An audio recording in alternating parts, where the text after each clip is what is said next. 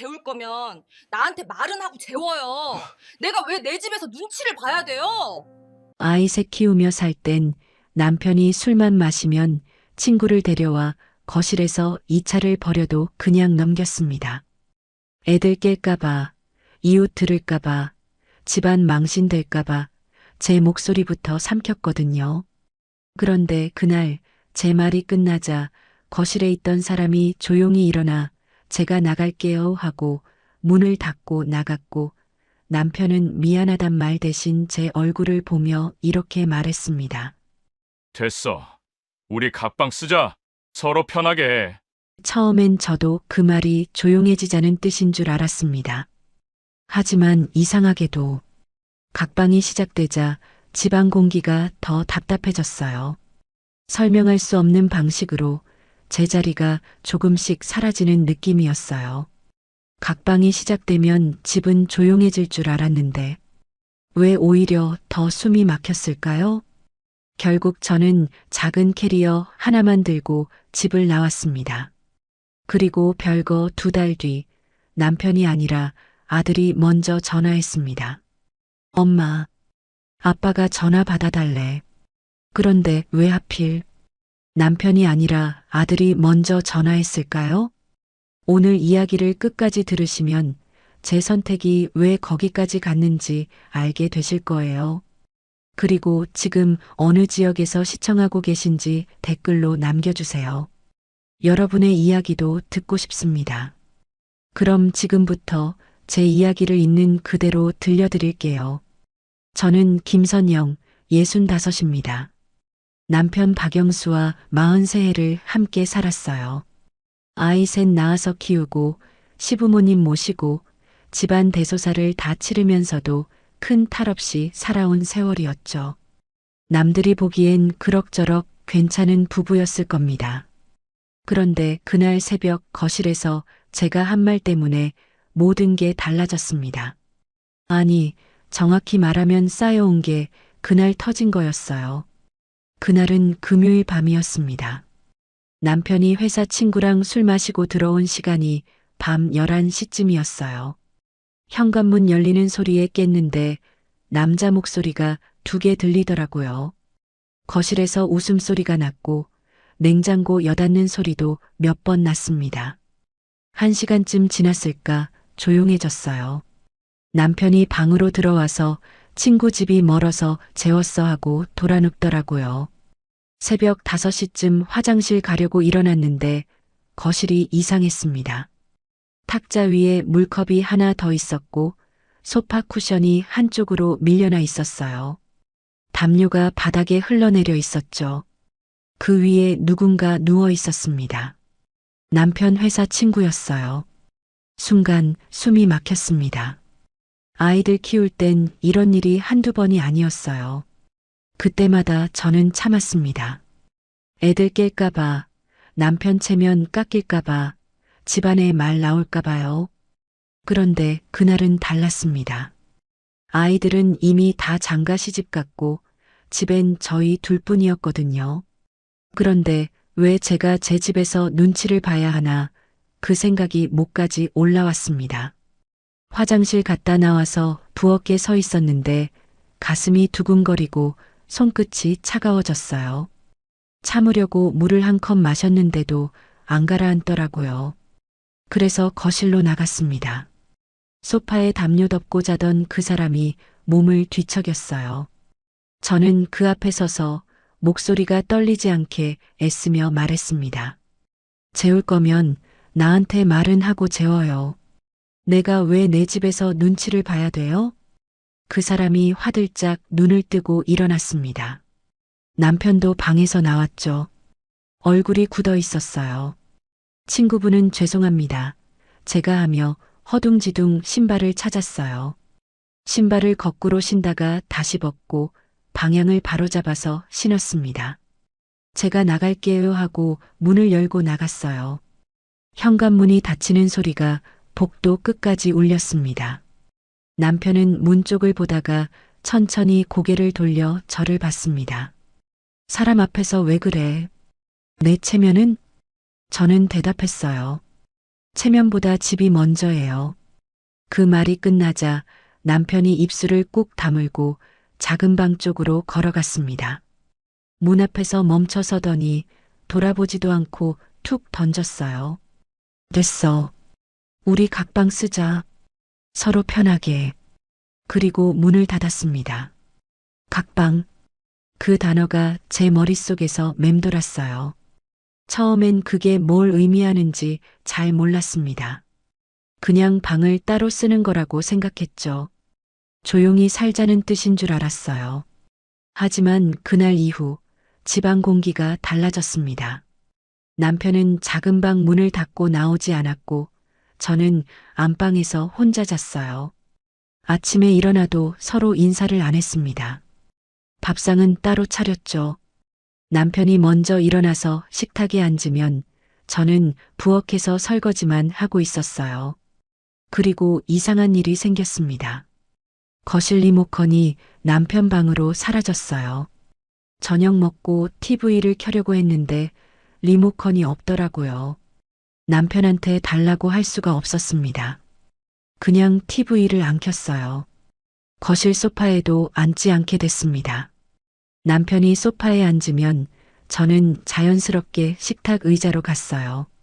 소파는 남편 자리가 된 것처럼 느껴졌습니다. 각방이 시작되고 일주일쯤 지났을 때 문득 이런 생각이 들었습니다.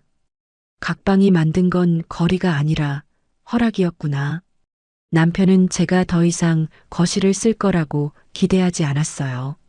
말을 안 해도 되니까 편하다고 생각했는데 이상하게도 숨은 더 막혔습니다. 그리고 그 무렵부터 현관에 모르는 신발이 다시 놓이기 시작했습니다. 처음엔 토요일 저녁이었어요. 장 보고 들어왔는데 현관에 운동화 한 켤레가 있더라고요. 거실에서 남자 목소리가 들렸습니다. 저는 신발을 벗다 말고 멈췄어요. 그리고 조용히 부엌으로 갔습니다. 장 본 거 냉장고에 넣고 방으로 들어갔어요.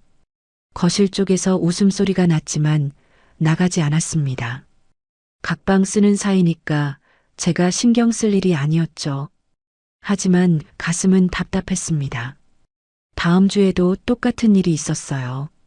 한 달에 두세 번씩 현관에 모르는 신발이 놓였습니다. 저는 그럴 때마다 거실을 피해서 부엌으로 갔어요. 그리고 방문을 닫고 이불을 덮었습니다. 각방이 시작되면 집이 조용해질 줄 알았는데 오히려 더 이상해졌습니다. 각방이 시작되면 집은 정말 조용해질까? 아니면 더 이상해질까? 아이들 키울 땐 참는 게 습관이었습니다. 첫째가 초등학교 3학년 다닐 때였어요. 남편이 회사 사람들 데리고 집에 온 날이 있었죠. 저녁 8시쯤 들어와서 거실에서 소주를 마시기 시작했습니다. 밤 10시가 넘어도 웃음소리가 끊이지 않았어요. 아이들 재울 시간이었는데 첫째가 나와서 엄마 시끄러워서 못 자겠어 하더라고요. 저는 아이 손을 잡고 방으로 데려가서 이불을 덮어줬습니다. 거실 쪽을 봤어요. 조용히 해주세요. 한마디만 하려고 했는데 목에서 말이 안 나왔습니다. 그냥 부엌으로 돌아와서 설거지를 했어요. 씻지도 못한 채로 접시만 닦고 있었죠. 그날부터 제겐 버릇이 생겼습니다. 말을 꺼내기 전에 목을 한번 삼키는 거예요. 지금도 그래요. 말하기 전에 목을 삼키는 습관이 남아 있습니다. 아이들 다 키우고 나니까 이젠 괜찮아질 줄 알았어요. 애들 눈치 안 봐도 되고 집에 저희 둘밖에 없으니까 제 말을 해도 되는 줄 알았죠. 그런데 오히려 더 말이 안 나왔습니다. 각방 시작하고 한 달쯤 지났을 때였습니다. 아침에 일어나서 식탁에 앉았는데 반찬통 뚜껑이 덜 닫혀 있더라고요. 어제 저녁에 제가 분명히 닫았는데 말이죠. 냉장고를 열어보니 반찬 위치도 바뀌어 있었습니다. 남편이 밤에 뭔가 꺼내 먹었거나 누군가 다녀간 거였어요. 점심때 남편이 아무렇지 않게 말했습니다. 어제 친구가 집이 좋다더라. 저는 젓가락을 내려놓았어요. 밥을 삼키려고 했는데 목이 막혔습니다. 물을 한 모금 마시고 나서야 겨우 숨이 쉬어졌어요. 그런데 말은 안 나왔습니다. 그냥 고개만 끄덕였죠. 그날 오후 장 보러 나갔다가 엘리베이터에서 같은 층 사는 분을 만났어요. 인사를 했는데 그분이 눈을 피하면서 툭 던지듯 말했습니다. 어제 또 손님 있었죠? 저는 웃는 척 했어요. 네, 남편 친구가 잠깐 하고 얼버무렸습니다. 엘리베이터 문이 닫히고 나서 저는 거울에 비친 제 얼굴을 봤어요. 웃고 있는 것 같은데 표정이 굳어 있었습니다. 집 앞에 도착해서 신발을 벗다가 멈췄어요. 현관 신발장에 어제 왔던 손님 운동화가 그대로 있더라고요. 내가 왜? 그 말이 목 끝까지 올라왔는데 소리는 안 났습니다. 그날 밤 거실에서 또 사람 소리가 들렸습니다. 저는 안방 문을 닫고 이불을 뒤집어 썼어요. 귀를 막아도 소리가 들렸죠. 다음 날 아침 거실에 나가보니 소파 쿠션이 또 밀려 있었습니다. 담요는 바닥에 떨어져 있었고 탁자 위엔 빈 맥주캔이 놓여 있었어요. 휴지통엔 치킨 박스가 구겨져 들어가 있었습니다. 저는 쓰레기 봉투를 들고 나가면서 복도에서 잠깐 멈췄어요. 다리에 힘이 안 들어가더라고요. 쓰레기를 버리고 올라오는데 단지 길에서 아는 분을 또 만났습니다. 그분도 눈을 피했어요. 인사는 받아주셨지만 먼저 걸음을 빨리 하더라고요. 그때 알았습니다. 이웃들이 다 알고 있구나. 우리 집에 자주 사람이 온다는 거, 밤늦게까지 소리가 난다는 거, 그리고 저는 아무 말도 못하고 있다는 것도요. 집에 들어와서 현관문을 닫는데 손이 떨렸습니다. 문고리를 잡은 채로 한참을 서 있었어요. 왜 아이들 없으니까 더 힘들지? 아이들 있을 땐 참아야 할 이유가 있었어요. 애들 때문에, 가정 때문에, 체면 때문에. 그런데 지금은 이유가 없는데도 참고 있었습니다. 아니, 참는 게 아니라 말이 안 나오는 거였어요. 각방 쓰기 시작한 지 2달쯤 됐을 때 주말 밤이었습니다. 거실 쪽에서 또 사람 소리가 들렸어요. 저는 안방에 누워 천장을 보고 있었죠. 웃음소리, 발소리, 냉장고 여닫는 소리 다 들렸습니다. 1시간쯤 지나서 조용해졌어요. 저는 일어나서 부엌으로 나갔습니다. 물을 마시려고 했는데 손이 떨려서 컵을 잡을 수가 없었어요. 그래서 베란다로 갔습니다. 창문을 열었습니다. 찬 바람이 들어왔어요. 그런데 숨이 안 쉬어져서 다시 닫았습니다. 그리고 또 열었어요. 열었다 닫았다를 2번 반복했습니다. 가슴이 답답했어요. 그때 조용히 결심했습니다. 이렇게는 못 살겠다. 이혼을 생각한 건 아니었어요. 그냥 잠깐 나가 있어야겠다는 마음이었습니다. 며칠만 아니면 일주일만이라도 혼자 있고 싶었어요. 그 생각을 하니까 조금 숨이 쉬어졌습니다. 창문을 닫고 안방으로 돌아왔어요. 이불 속에 누워서 눈을 감았는데 잠은 안 왔습니다. 언제 나갈까? 어떻게 말할까? 그런데 이상하게도 그날 밤 한 번의 일 때문에 제 마음이 완전히 굳어버린 건 아니었어요. 그보다 더 결정적인 순간이 며칠 뒤에 찾아왔습니다. 아이들이 떠난 집에서 선영은 왜 더 말하기 어려워졌을까? 각방이 만든 건 거리가 아니었습니다. 허락이었어요. 남편은 이제 제가 거실을 쓸 거라고 기대하지 않았습니다. 친구를 데려와도 되고 밤늦게 술을 마셔도 되고 소파에 아무렇게나 놔둬도 된다고 생각했어요. 각방 쓰니까 상관없다고 여긴 거죠. 저도 그랬습니다. 남편이 뭘 하든 상관없다고 생각하려 했어요. 각방 쓰는 사이니까 서로 간섭하지 말자고 마음먹었죠. 그런데 숨은 점점 더 막혔습니다. 어느 수요일 밤이었습니다. 저는 안방에 누워 있었는데 거실에서 또 사람 소리가 들렸어요. 10시가 넘은 시간이었습니다. 남자 목소리 2개, 아니 3개였던 것 같아요. 웃음소리가 컸고 뭔가 부딪히는 소리도 났습니다. 저는 이불을 뒤집어 썼어요. 귀를 막았는데도 소리가 들렸습니다. 1시간쯤 지나도 조용해지지 않았어요. 2시간이 지나니까 조금 잠잠해졌습니다. 그런데 완전히 조용해진 건 새벽 2시쯤이었어요. 잠을 잘 수가 없었습니다. 다음 날 아침 거실에 나갔습니다. 소파에 사람이 자고 있었어요. 남편 친구였습니다. 담요도 안 덮고 그냥 누워 있었죠. 탁자 위엔 소주병이 2개 놓여 있었고 안주 접시가 그대로 있었어요. 냄새가 났습니다. 술 냄새하고 담배 냄새가 섞여 있었어요. 저는 부엌으로 갔습니다. 물을 마시려고 컵을 꺼냈는데 손이 떨렸어요. 컵을 놓고 싱크대에 손을 짚었습니다. 심호흡을 했는데도 가슴이 답답했어요. 그때 소파에서 사람이 일어나는 소리가 들렸습니다. 저는 부엌에서 나가지 않았어요. 현관문 열리는 소리가 나고 문 닫히는 소리가 났습니다. 그제야 거실로 나갔어요. 소파엔 담요가 구겨져 있었고 쿠션이 바닥에 떨어져 있었습니다. 그날 오후 남편이 출근하고 나서 핸드폰을 꺼냈습니다. 원룸을 찾아봤어요. 집 근처는 아니고 차로 30분쯤 가야 하는 동네였습니다. 작은 원룸이었어요. 보증금 500만 원에 월세 40만 원. 그렇게 비싸지 않았습니다. 사진을 보니까 깨끗해 보였어요. 창문도 크고 햇빛도 잘 들 것 같았습니다. 전화번호를 눌렀습니다. 부동산 사장님이 받았어요. 언제 보러 오시겠어요? 하고 물었습니다. 저는 내일 갈 수 있어요. 하고 대답했어요. 오전 10시 어떠세요? 그렇게 약속을 잡았습니다. 전화를 끊고 나니까 가슴이 조금 편해졌어요. 다음 날 아침 남편이 출근하고 나서 집을 나갔습니다. 버스를 타고 30분쯤 갔어요. 낯선 동네였습니다.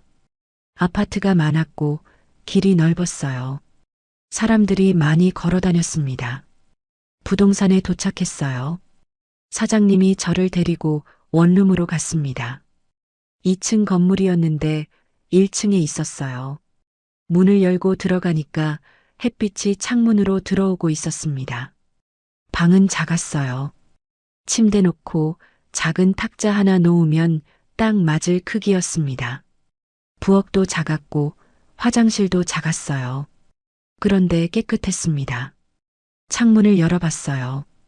바람이 들어왔습니다. 밖에 작은 정원이 보였어요. 나무가 몇 그루 있었고 벤치도 하나 있었습니다.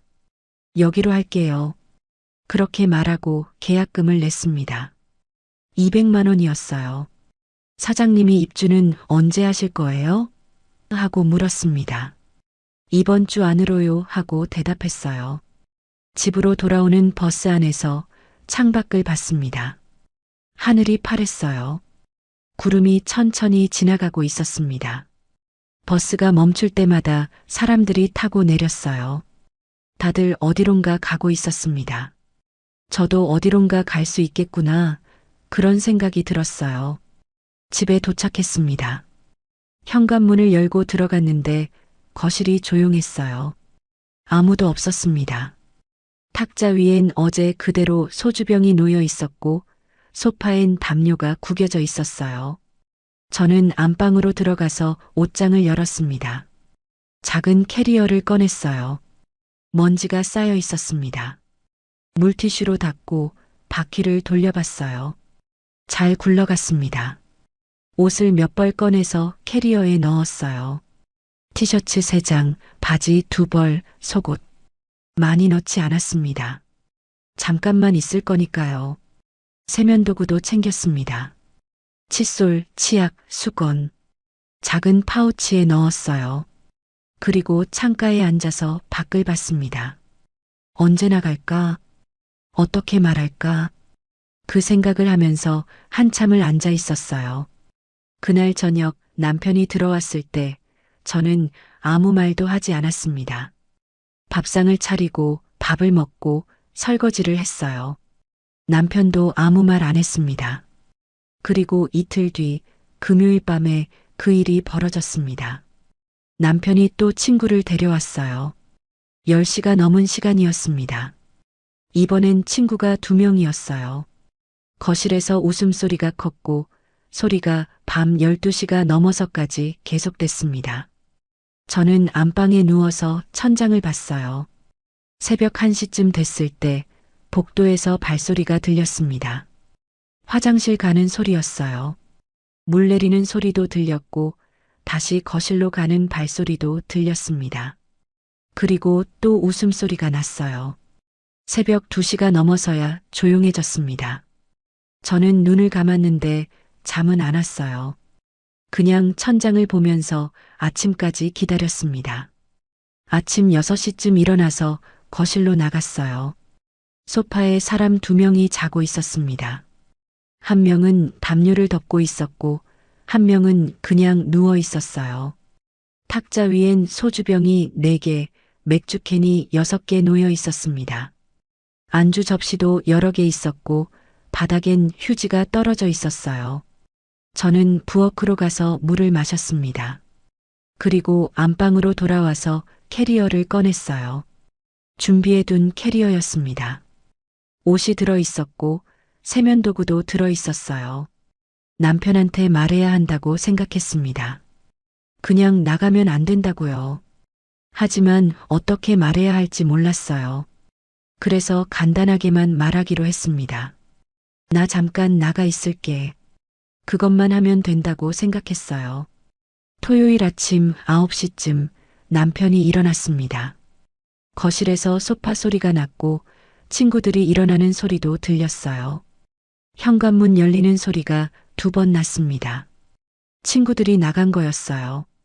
저는 캐리어를 현관으로 끌고 나갔습니다. 남편이 소파에 앉아 있었어요. 머리가 헝클어진 채로 TV를 보고 있었습니다. 저는 캐리어 손잡이를 잡고 남편을 봤습니다. 이제 말할 시간이었어요. 선영은 어떤 한 번의 밤 때문에 집을 나갈 생각을 굳혔을까? 나 잠깐 나가 있을게. 목소리가 떨리지 않게 하려고 애썼어요. 남편이 고개를 돌려 저를 봤습니다. 표정이 굳어 있었어요. 어디? 물음표 없이 그냥 그렇게 말했습니다. 저는 대답했어요. 원룸 하나 얻었어요. 거기서 좀 있을게요. 남편이 아무 말도 안 했습니다. 그냥 저를 봤어요. 눈빛이 이상했습니다. 화난 것도 아니고 놀란 것도 아니고 그냥 멍한 것 같았어요. 얼마나? 또 그렇게 짧게 물었습니다. 저는 캐리어 손잡이를 더 세게 잡았어요. 모르겠어요. 한 달쯤? 좀 혼자 있고 싶어요. 남편이 고개를 돌려 TV를 봤습니다. 더 이상 아무 말도 안 했어요. 저는 현관문을 열었습니다. 문을 나서는데 뒤에서 아무 소리도 안 들렸어요. 남편이 따라 나오지 않았습니다. 저는 문 손잡이를 끝까지 잡고 있다가 조용히 놓았어요. 문이 닫혔습니다. 복도를 걸어서 엘리베이터를 탔어요. 거울에 비친 제 모습을 봤습니다. 얼굴이 창백했어요. 손에 힘을 주고 캐리어를 잡고 있었습니다. 1층에 내려서 밖으로 나갔어요. 버스 정류장까지 걸었습니다. 햇빛이 눈부셨어요. 사람들이 지나갔습니다. 아침 산책 나온 사람, 장 보러 가는 사람, 아이 손잡고 걷는 사람. 다들 어디론가 가고 있었어요. 버스를 기다리는 동안 핸드폰을 봤습니다. 남편한테서 전화나 문자가 올까 싶었는데 아무것도 없었어요. 버스가 왔습니다. 타고 30분을 갔어요. 창밖을 보면서 아무 생각도 안 하려고 했습니다. 그냥 지나가는 풍경만 봤어요. 아파트, 상가, 공원, 학교. 익숙한 길이었는데 낯설게 느껴졌습니다.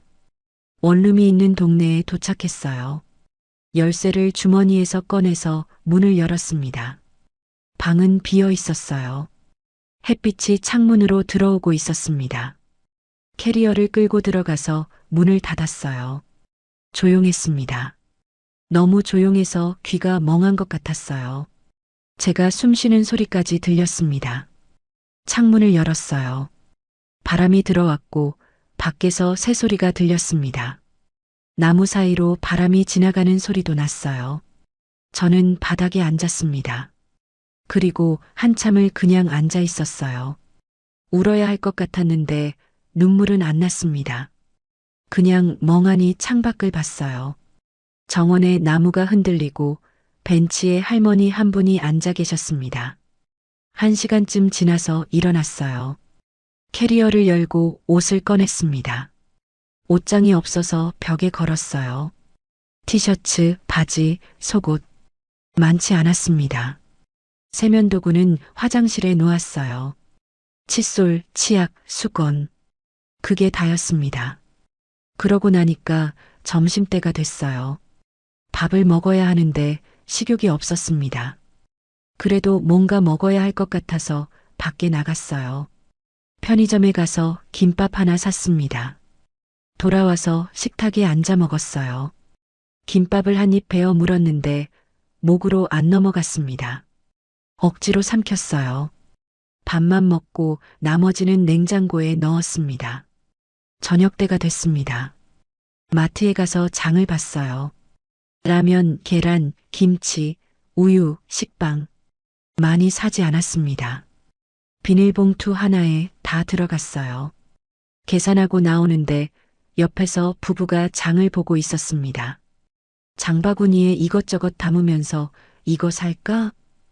응, 사자 그렇게 이야기하더라고요.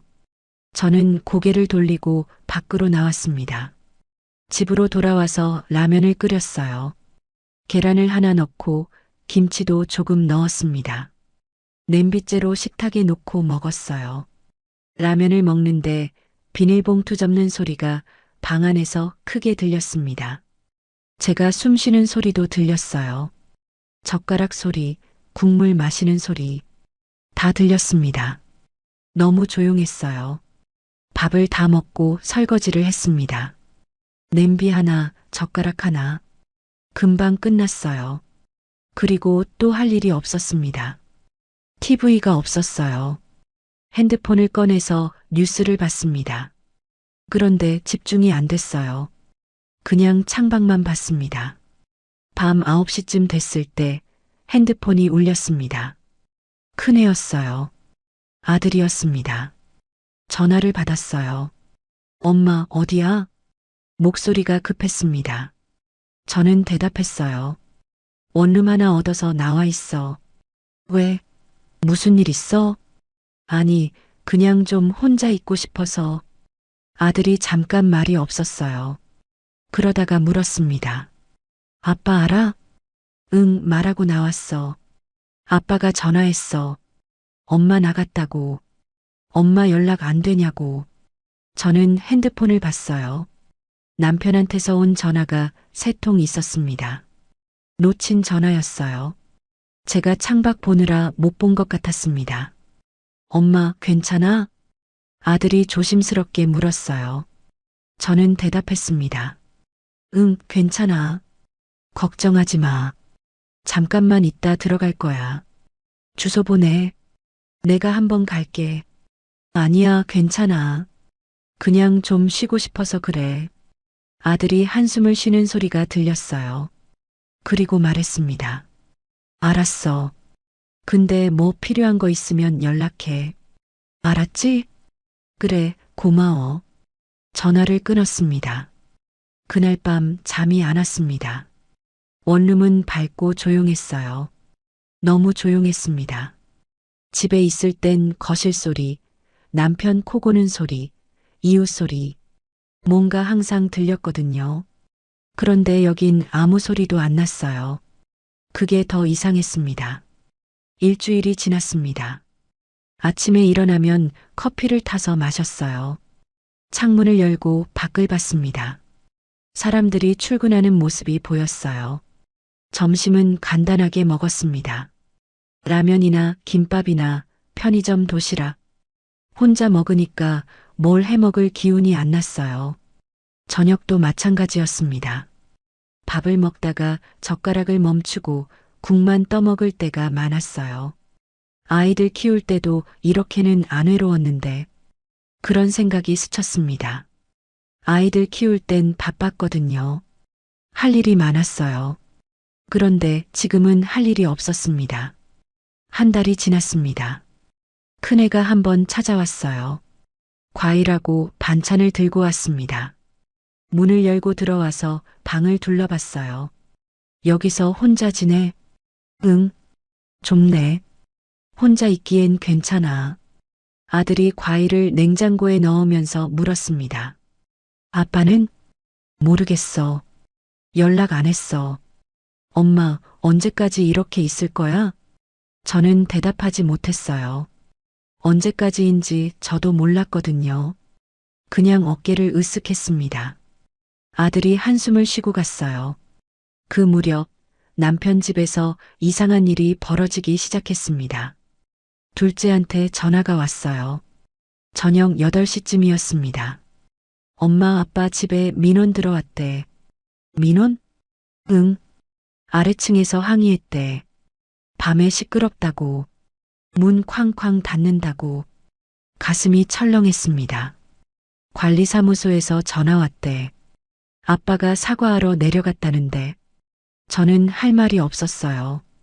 그냥 그래, 알았어 하고 전화를 끊었습니다. 다음 날 막내한테도 전화가 왔습니다. 엄마 아빠 괜찮아? 오빠들 말 들어보니까 집이 좀 엉망이래. 엉망? 응. 거실에 술병이랑 쓰레기 그냥 쌓여 있대. 아빠가 안 치운대. 저는 눈을 감았어요. 상상이 갔습니다.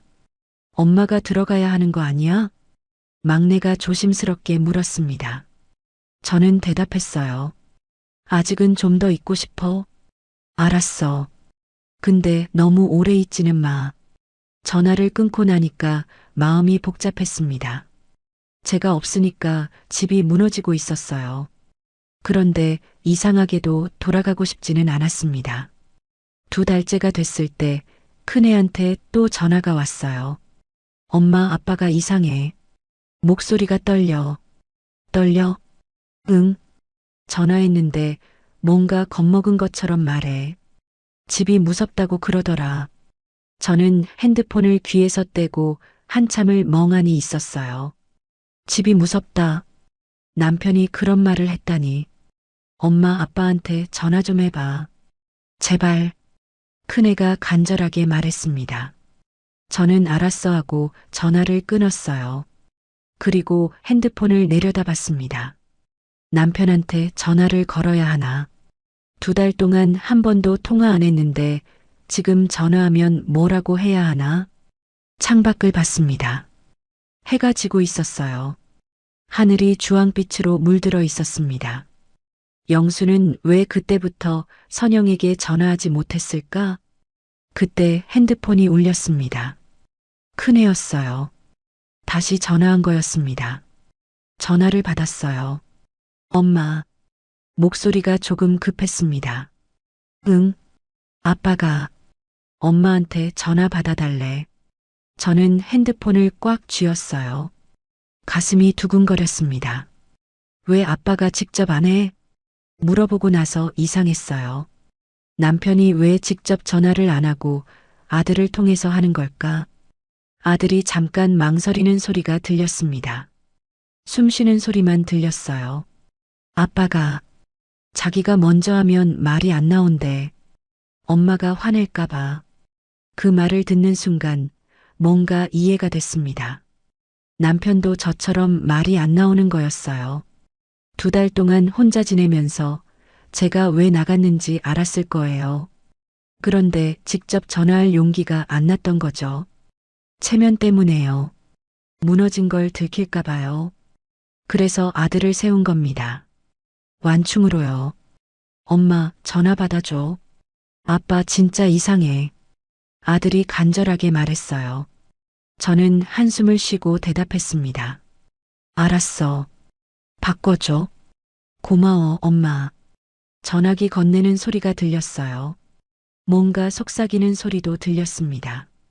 그러고 나서 남편 목소리가 들렸어요. 여보. 목소리가 떨렸습니다. 제가 들어본 남편 목소리 중에 가장 작은 소리였어요. 응. 짧게 대답했습니다.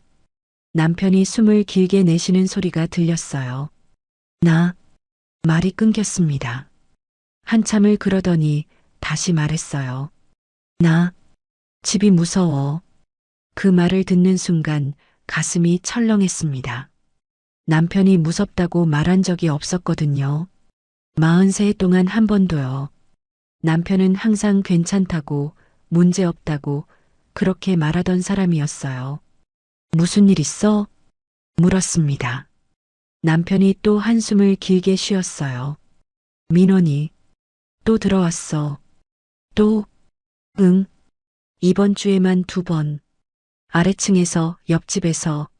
목소리가 점점 작아졌습니다. 저는 아무 말 안 하고 들었어요. 밤에 문 닫는 소리가 크다고, 복도에서 시끄럽다고, 관리사무소에서 계속 전화와. 그래서 내려가서 사과했어. 2번 다.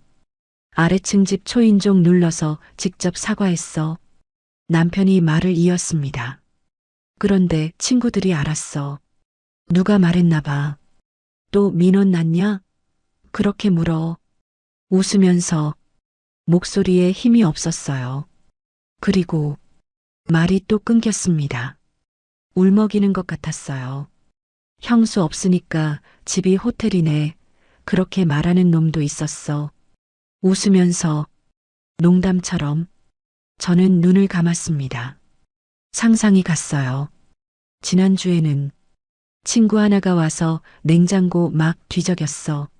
내가 화장실 간 사이에 반찬통 열어보고 맥주 꺼내 마시고 소파에 뻗어 자다가 새벽에 문 쾅 닫고 나갔어. 인사도 없이. 남편 목소리가 완전히 떨렸습니다. 그때 알았어. 내가 지키려던 체면 때문에 더 우습게 됐다는 거. 저는 입술을 깨물었어요. 할 말이 없었습니다. 친구들이 나를 편하게 대하는 게 아니었어. 그냥 만만하게 본 거였어. 선영이 없으니까. 남편이 제 이름을 불렀습니다. 오랜만에 들어보는 것 같았어요. 여보. 응. 미안해. 그 말이 나오는데 한참 걸렸습니다. 남편이 숨을 몇 번 쉬고 나서야 말했어요. 내가 잘못했어. 당신 말 들었어야 했어. 저는 창밖을 봤습니다. 밤이 완전히 왔어요. 가로등 불이 켜져 있었습니다. 들어와줘. 제발. 남편이 낮게 말했어요. 저는 한참을 말이 없었습니다. 돌아가야 하나? 아니면 더 있어야 하나? 2달 동안 생각한 건데 막상 이 순간이 오니까 머리가 하얘졌어요. 그런데 한 가지는 분명했습니다. 돌아간다면 예전처럼은 안 산다는 거요. 들어갈게. 짧게 대답했습니다. 남편이 숨을 후하고 내쉬는 소리가 들렸어요. 고마워. 정말 고마워. 대신 제가 말을 이었습니다. 이번엔 내 기준대로. 남편이 잠깐 말이 없었어요. 그러다가 대답했습니다. 그래. 뭐든지. 당신이 정해. 알았어. 전화를 끊었습니다. 핸드폰을 내려놓고 한참을 앉아 있었어요. 가슴이 두근거렸습니다. 돌아간다. 집으로요. 그런데 이번엔 다르게 살 거예요. 다음 날 짐을 쌌습니다. 많지 않았어요. 캐리어 하나에 다 들어갔습니다. 옷 몇 벌, 세면도구, 그게 다였죠. 방을 둘러봤어요. 2달 살았던 방이었습니다. 외롭기도 했고, 조용하기도 했고, 그래도 제 숨을 쉴 수 있었던 공간이었어요. 문을 잠그고 열쇠를 부동산에 반납했습니다. 사장님이 또 필요하면 연락하세요 하고 웃었어요. 저도 웃으며 고개를 끄덕였습니다. 버스를 타고 집으로 갔어요. 30분을 가는 동안 창밖만 봤습니다. 익숙한 길이었어요. 2달 동안 몇 번 왔다 갔다 한 길이었죠. 그런데 오늘은 다르게 느껴졌습니다. 돌아가는 길이었으니까요. 아파트 앞에서 내렸습니다. 캐리어를 끌고 엘리베이터를 탔어요. 5층 버튼을 눌렀습니다. 올라가는 동안 심장이 빨리 뛰었어요. 문 앞에 섰습니다. 초인종을 누르려다가 멈췄어요. 열쇠가 있었습니다. 그냥 열고 들어가면 됐어요. 그런데 이상하게 초인종을 눌렀습니다. 안에서 발소리가 들렸어요.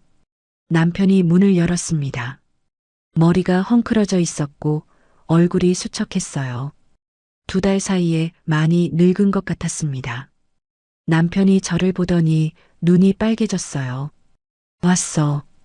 짧게 말했습니다. 저는 고개를 끄덕이고 안으로 들어갔어요. 거실을 봤습니다.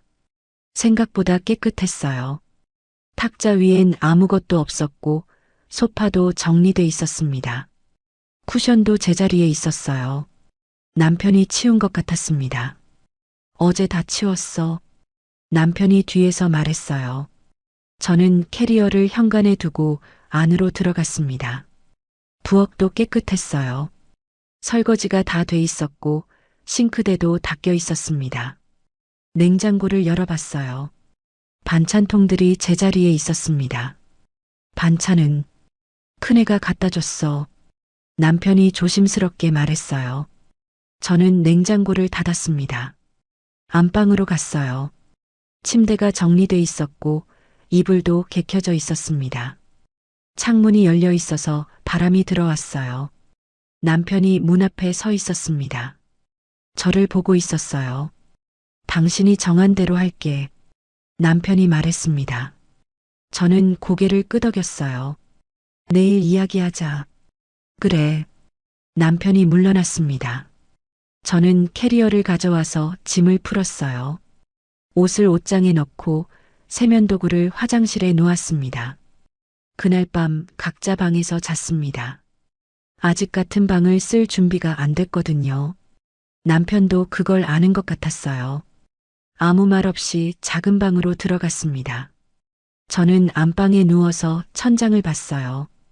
익숙한 천장이었습니다. 2달 만에 보는 천장이었죠. 그런데 이상하게 낯설었어요. 잠이 안 왔습니다.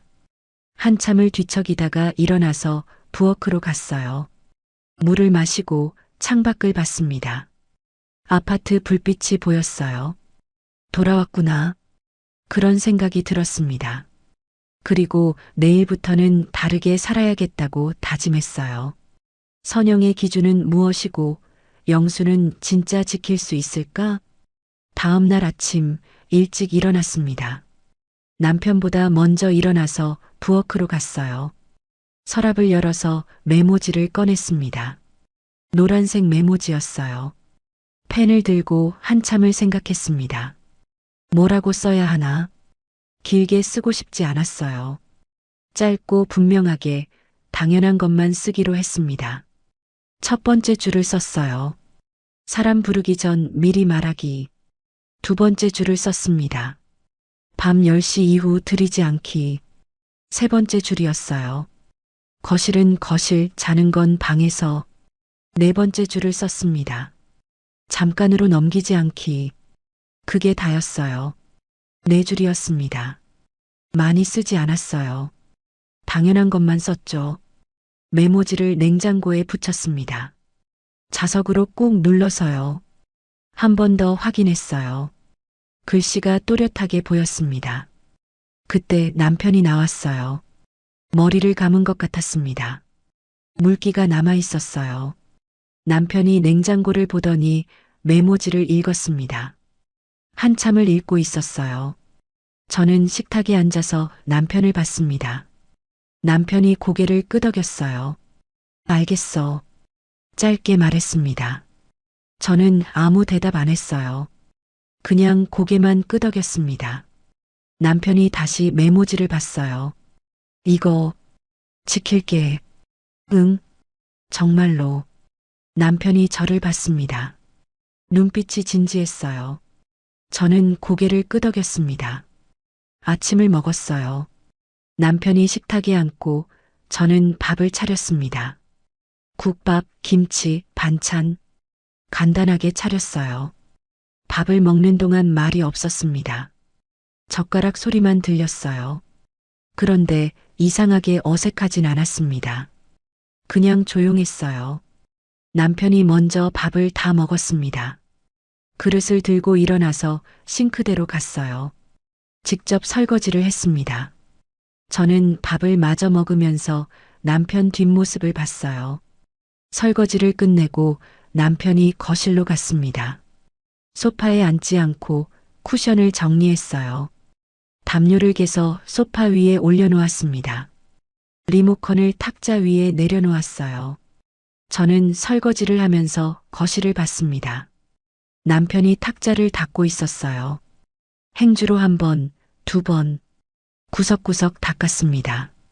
그러고 나서 거실을 둘러보더니 창문을 열었어요. 바람이 들어왔습니다. 오후가 됐습니다. 저는 빨래를 했어요. 빨래를 널면서 창밖을 봤습니다. 날씨가 좋았어요. 햇빛이 강했고 바람도 불었습니다. 빨래가 펄럭였어요. 남편은 작은 방에 있었습니다. 뭘 하는지 모르겠지만 조용했어요. 저는 거실 소파에 앉았습니다. 오랜만에 앉는 소파였어요. 2달 만이었죠. 리모컨을 집어서 TV를 켰습니다. 뉴스가 나왔어요. 소리를 작게 줄이고 봤습니다. 남편이 나와서 저를 봤어요. 소파에 앉아 있는 저를요. 그리고 아무 말 없이 부엌으로 갔습니다. 물을 마시고 다시 방으로 들어갔어요. 저는 TV를 보다가 껐습니다. 그리고 안방으로 갔어요. 책상 서랍을 열었습니다. 달력을 꺼냈어요. 벽에 걸려있던 달력이 아니라 작은 다이어리 달력이었습니다. 펜을 들고 오늘 날짜를 봤어요. 그리고 표시를 했습니다. 집으로 돌아온 날, 그 아래 내일 날짜에 표시했어요. 장보기, 모레 날짜에도 표시했습니다. 산책, 그 다음 주 날짜에도 표시했어요. 친구 만나기, 제 일정을 먼저 표시했습니다. 남편 일정이 아니라 제 일정을요. 장보기, 산책, 쉬는 날, 친구 만나기. 제가 할 일들을 먼저 적었어요. 달력을 보면서 생각했습니다. 다시 들어왔지만 예전처럼은 안 산다. 이 집에선 내가 먼저 내 숨을 지킨다. 그 다짐을 가슴에 새겼어요. 저녁 때가 됐습니다. 저녁을 준비하려고 부엌에 갔는데 남편이 먼저 와 있었어요. 냉장고를 열고 뭔가 보고 있었습니다. 뭐해? 물었습니다. 남편이 돌아봤어요. 저녁 뭐 먹을까 해서. 내가 할게. 아니, 내가 할게. 당신 쉬어. 남편이 그렇게 말했어요. 저는 잠깐 멈칫했습니다. 남편이 저녁을 한다고요? 할 줄 알아? 라면 정도는. 남편이 웃었어요. 오랜만에 보는 웃음이었습니다. 저도 따라 웃었어요. 그럼 같이 하자. 그래. 둘이서 저녁을 준비했습니다. 남편이 파를 썰고 저는 국을 끓였어요. 남편이 상을 차리고 저는 반찬을 꺼냈습니다. 식탁에 앉아서 밥을 먹었어요. 이번엔 조금 말을 했습니다. 국 맛있네. 남편이 말했어요. 응. 파를 잘 썬 건가? 남편이 웃었습니다. 저도 웃었어요.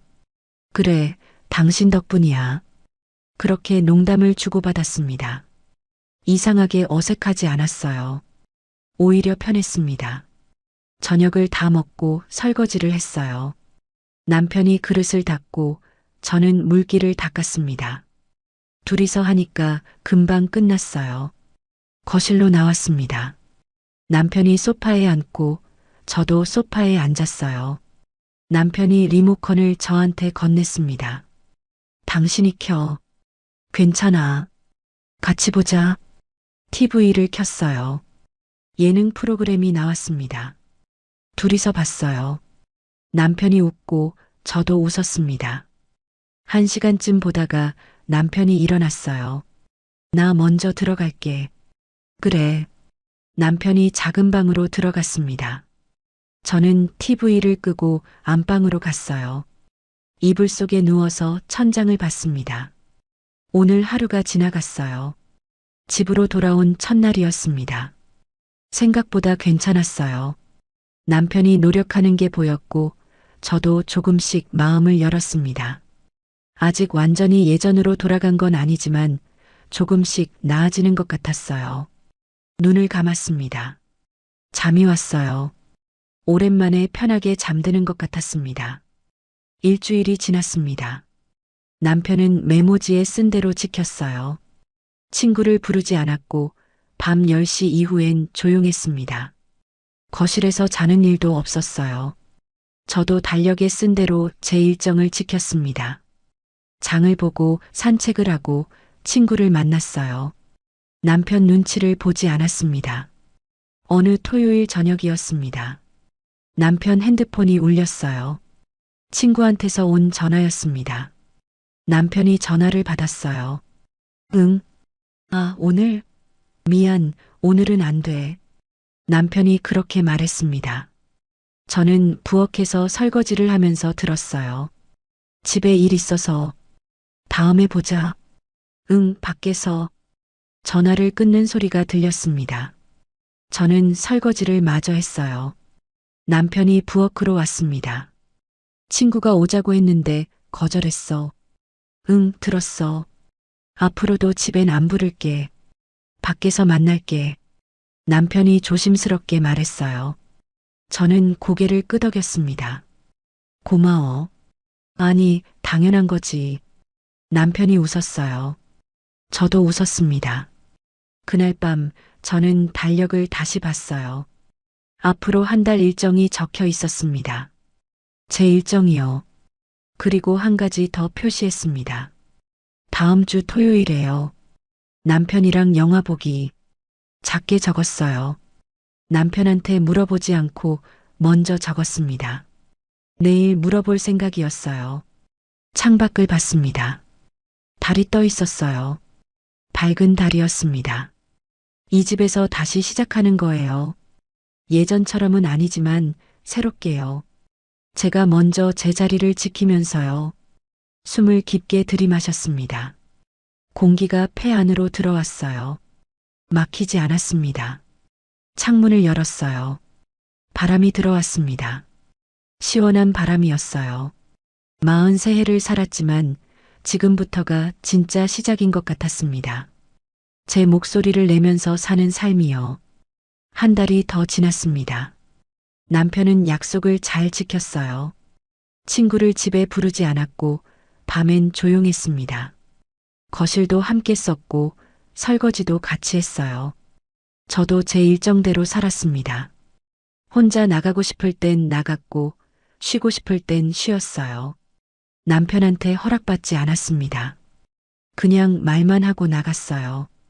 오늘 친구 만나. 그래, 다녀와. 그렇게 간단하게요. 어느 날 엘리베이터에서 5호에 사는 분을 만났습니다. 예전에 어제 또 손님 있었죠? 하고 물었던 그분이었어요. 인사를 했습니다. 그분도 인사를 받았어요. 그리고 말했습니다. 요즘 조용하시네요. 네. 좋네요. 그분이 웃었어요. 저도 웃었습니다. 엘리베이터에서 내려서 집으로 들어갔어요. 남편이 거실에서 TV를 보고 있었습니다. 저를 보고 웃었어요. 다녀왔어? 응. 저는 신발을 벗고 거실로 갔습니다. 소파에 앉아서 TV를 봤어요. 남편 옆에 앉았습니다. 뭐 봐? 뉴스? 그래. 그렇게 둘이서 TV를 봤어요. 편했습니다. 밤이 됐습니다. 10시가 됐어요. 남편이 일어나서 창문을 닫았습니다. 그리고 거실 불을 껐어요. 먼저 들어갈게. 그래. 남편이 방으로 들어갔습니다. 작은 방이 아니라 안방으로요. 저도 안방으로 갔어요. 남편이 이불을 정리하고 있었습니다. 저는 세수를 하고 나와서 침대에 누웠어요. 남편도 누웠습니다. 옆에요. 잘 자. 응, 잘 자. 불을 껐어요. 어두워졌습니다. 남편 숨소리가 들렸어요. 천천히 고르게 숨 쉬는 소리였습니다. 저도 숨을 쉬었어요. 편하게요. 잠이 왔습니다. 다음 날 아침 일찍 일어났어요. 남편보다 먼저요. 부엌으로 가서 물을 마셨습니다. 창밖을 봤어요. 해가 떠오르고 있었습니다. 새로운 하루였어요. 냉장고에 붙어 있는 메모지를 봤습니다. 노란색 메모지였어요. 네 줄이 적혀 있었죠. 사람 부르기 전 미리 말하기. 밤 10시 이후 들이지 않기. 거실은 거실, 자는 건 방에서. 잠깐으로 넘기지 않기. 아직도 거기 붙어 있었습니다. 남편도 저도 떼지 않았어요. 그냥 두기로 했습니다. 잊지 않기 위해서요. 커피를 내렸습니다. 남편 것도 같이요. 컵 2개를 준비했어요. 남편이 일어나서 나왔습니다. 커피 내렸어? 응. 고마워. 남편이 웃으면서 컵을 들었어요. 저도 컵을 들었습니다. 오늘 뭐 해? 남편이 물었어요. 장 보려고. 당신은? 나도 같이 갈까? 그래, 같이 가자. 그렇게 대답했습니다. 같이 장을 보고, 같이 밥을 먹고, 같이 설거지를 하는 하루였어요. 특별할 것 없는 평범한 하루였습니다. 그런데 이 평범함이 좋았어요. 다음 술자리, 영수는 약속을 지킬까?